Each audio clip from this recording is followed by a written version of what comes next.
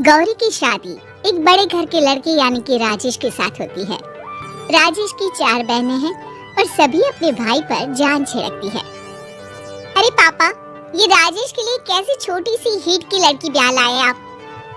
हम लोगों का भाई तो राजकुमार है, उसके लिए तो कोई राजकुमारी होनी चाहिए थी। गौरी को ननद की बात बुरी लगती है और वो रोने लगती है। अरे क्यों गला फाड़ रही है? क्या गलत बोल दिया मेरी बेटी ने? एकलौता बेटा है हमारा, समझी? वो तो तेरे ससुर हाँ कराए थे, वरना मैं तो ना करवाती तेरी शादी अपने हीरे जैसे बेटे से। ननदे सास को भरती और सास गौरी से लड़ती। ये क्या है? तुम्हारी बहनें और माँ आए थे मुझे खरी खोटी सुनाती रहती है, क्यों नहीं बोलते उन लोगों को कुछ? अरे क्या बोलूं? अब उन लोगों का इकलौता भाई और बेटा होना, तो वो लोग थोड़े इमोशनल है मुझे लेकर, समझा करो ना। और कौन सा वो लोग रोज आते हैं ससुराल से? माना एक साथ नहीं आती, लेकिन रोज कोई ना कोई तो खड़ा ही रहता है ना। खैर, जैसे तैसे कुछ साल गुजरते हैं, गौरी एक प्यारे से बेटे की माँ बनती है। सुनिए, हर बात पर ससुर जी से पैसा मांगना ठीक नहीं लगता। आप कोई काम क्यों नहीं करते हैं? काम तो मैंने कभी किया ही नहीं गौरी, पापा के पास इतना पैसा है कि मुझे जरूरत ही नहीं पड़ी। लेकिन कहते हैं ना, हर दिन एक सा नहीं होता। गौरी के ससुर की मृत्यु हो जाती है और घर में गरीबी छा जाती है। गौरी ननद को फोन करती है। दीदी, अब जीजा जी को बोलकर इन्हें कहीं नौकरी दिलवा दो ना, घर चलाना मुश्किल हो रहा है। माँ जी की भी तबीयत खराब रहती है, दवाई का खर्चा और मुन्ने की पढ़ाई का खर्चा काफी है, कुछ मदद मिल जाएगी दीदी। देखो गौरी, तुम तो जानती हो मेरे खुद के 3 बच्चे हैं, तो ये मत सोचना कि बात घुमा कर बोलोगी तो मैं कुछ मदद कर दूंगी। अब पति तुम्हारा है, सास तुम्हारी है, तो करना तो तुमको ही है ना, हम भी तो निभा रहे हैं। खैर, बोल दूंगी इनको। गौरी समझ जाती है। वो दूसरी ननद को फोन करती है, लेकिन माँ से भी उसे कुछ ऐसा ही जवाब मिलता है। अरे भाभी, हमारा भाई कैसे काम करेगा? वो तो राजकुमार है, बस आप जरा माँ का ख्याल रखो, उन्हें कोई तकलीफ मत होने देना, बाकी करते हैं बात आराम से। गौरी के सामने संकट आ जाता है कि वो कैसे अपना परिवार चलाए। ना पति काम करना चाहता है और ना ननदे मदद। फिर एक रोज गौरी की सहेली कहती है, गौरी, मैं ना एक फैक्ट्री में काम करती हूँ, तुम्हारी परेशानी समझ सकती हूँ, क्यों नहीं तुम भी मेरे साथ वहाँ काम करती?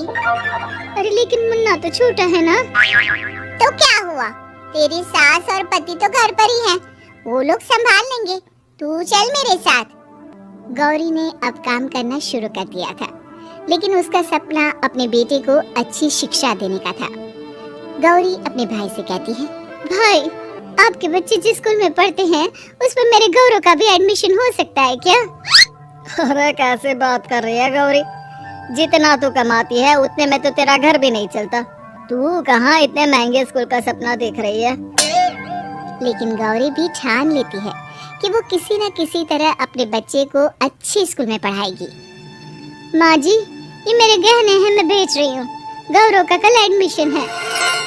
अरे वो तो ठीक है गौरी, लेकिन आगे की फीस कैसे मैनेज करेगी? और ज्यादा मेहनत कर लूंगी माँ, गौरव कुछ बन गया तो हम लोगों के सारे दुख दर्द दूर कर देगा। गौरी, हम लोगों ने तुझे गलत समझा, लेकिन तू ही थी जो ये घर लेकर चल रही है, वरना कब की अलग हो जाती। गौरी सास की ओर मुस्कुराकर देखती है। आप भी तो मेरा साथ दे रही है ना? अरे कभी खाने में अंडा या मुर्गा भी खिला दिया करो, क्या रोज रोज पत्ता खिलाती रहती हो? अरे शर्म तो आती नहीं, सारा दिन बहू काम करके पैसे लाती है, खुद तो कुछ करता नहीं, ऊपर से मुर्गा खाना है इसको। गौरी अपना घर चलाने के लिए तो पर्याप्त पैसे कमा लेती है, लेकिन बेटे के महंगे स्कूल, कोचिंग और उसकी डिमांड पूरी करने के लिए उसे लोगों से पैसे उधार लेने पड़ते। माँ, मुझे जूडो कराटे की ड्रेस चाहिए, मैं घर के कपड़ों में क्लास नहीं अटेंड करूँगा। और क्या, बिल्कुल, घर की भी कोई ड्रेस होती है क्या? मैं कल ही ला दूंगी। बच्चा, तू बस मन लगाकर पढ़ाई किया कर। उसके जाने के बाद कहाँ से लाएगी पैसे ड्रेस के? मैं वो पास वाली चाची से कुछ पैसे उधार लूंगी। अरे सभी से तो उधार ले चुकी है तू।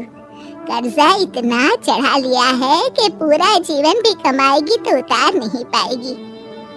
अरे माँ जी, गौरव कुछ बन जाए तो मुझे कमाने की क्या जरूरत, फिर तो मैं बस रानी बनकर राज करूंगी। एक दिन गौरव कहता है, माँ मेरी नौकरी लग गई है, वो भी अच्छे पैसों में। अब हम लोगों के बुरे और दुख के दिन जल्दी खत्म हो जाएंगे। गौरी की खुशी का ठिकाना नहीं होता।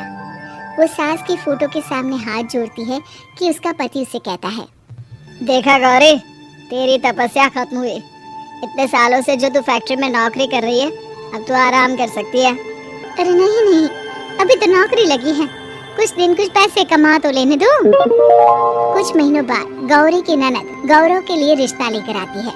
अरे भाभी, वो मैं ना रिश्ता लेकर आई थी गौरव के लिए, सुना अच्छा कमा रहा है। क्यों? देखा मेरी बहन कितनी अच्छी है, कितना सोचती है हम लोगों के लिए। गौरी कुछ नहीं कहती, लेकिन उसका मन नहीं होता है कि वो बेटी की शादी इतनी जल्दी कर दे। हाँ वो तो ठीक है, लेकिन अभी कुछ कर्जा है जिसे उतारना है। तो क्या हो गया, शादी के बाद भी उतार लेगा? कम से कम एक लड़की आ जाएगी तो आराम रहेगा। गौरी लोगों के प्रेशर में आकर बेटे की शादी कर देती है और शादी के बाद एक दिन जब अपनी फैक्ट्री में जाती है, मैनेजर साहब कैसे इस फैक्ट्री में 22 साल काम कर लिया पता ही नहीं चला। अब तो बेटा सेटल हो चुका है, नौकरी की जरूरत नहीं है। लेकिन आप सभी का शुक्रिया गौरी बहन, बहुत मेहनत की तुमने जीवन में, अब भगवान कोई मुश्किल ना दे। गौरी घर आती है, लेकिन दरवाजे के बाहर से ही उसे बहू और बेटे की आवाज सुनाई देती है। क्या है, तुम्हारी माँ ने तो सोचा भी नहीं कि जो कर्जा वो ले रही है खुद की अय्याशी के लिए, वो हम लोग क्यों करें? उनका कर्जा है वो देखे। हाँ लेकिन क्या करूँ, माँ को छोड़कर रह भी तो नहीं सकता ना। अरे रह नहीं सकती तो क्या करोगी, पूरी जिंदगी उनका कर्जा चुकाते रहोगी? कल को हमारी भी फैमिली बढ़ेगी, कैसे मैनेज करेंगे? मैं नहीं जानती, साफ साफ बोल दो पैसे नहीं है फालतू के। जिसका कर्जा है वही निपटाए। गौरी बेटे बहू की बात सुनकर स्तब्ध रह जाती है और अंदर न आकर वहाँ से सीधे फैक्ट्री जाती है। मैनेजर साहब, मैं सोच रही थी कि इतनी जल्दी नौकरी नहीं छोड़नी चाहिए, जब तक हिम्मत है तो कर लेते हैं। वो मेरा इस्तीफा ना वापस कर दीजिए। ये बोलकर गौरी की आंख लाल हो जाती है। मैनेजर समझ जाता है कि गौरी की उम्मीद टूट चुकी है। वो उसके हाथ में इस्तीफा रखकर कहता है, कर्जा माँ का है तो माँ ही चुकाएगी। माँ का कर्जा आज तक क्या कोई चुका पाया है?